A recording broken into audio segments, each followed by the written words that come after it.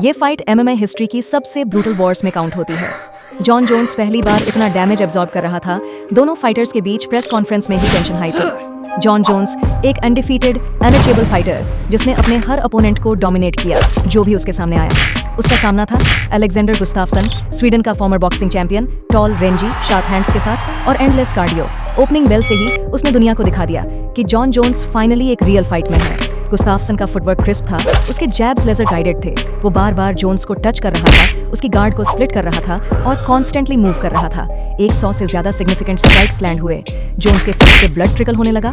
उसकी टाइमिंग जो usually perfect होती थी अब शेकी लग रही थी। उसके रिएक्शंस हाफ सेकंड स्लो हो गए थे। जोन्स ने सब ट्राई किया, उसने न्यूज पर क्लिक किया, उसने आइज को काउंट किया, उसने वाइड स्पिनिंग एल्बोज ट्राई किए, लेकिन गुस्ताफसन बिल्कुल फ्लिंच नहीं हुआ। वो कैओस में स्माइल कर रहा था, टेकडाउन अटेम्प्ट्स स्टफ कर रहा था और अनथिंकेबल कर दिया।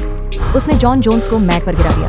अपने करियर में पहली बार ये अनब्रेकेबल चैंपियन ग्राउंडेड था। क्राउड फील कर सकता था वो सिर्फ फाइट नहीं देख रहे थे, वो डिथ्रोनिंग विटनेस कर रहे थे। तीसरे राउंड में जोन्स बैटर्ड लेकिन अनब्रोकन डीप में गया। केज के अगेंस्ट उसने स्पिन किया और एक विशियस एल्बो गुस्ताफसन के टेंपल पर लैंड किया। स्वीट स्टैगर हो गया। उस एक शॉट ने सब कुछ चेंज कर दिया। उस मोमेंट के बाद प्रेशर रिलेंटलेस हो गया। जॉन ने सोचना बंद कर दिया, वो हंट करने लगा।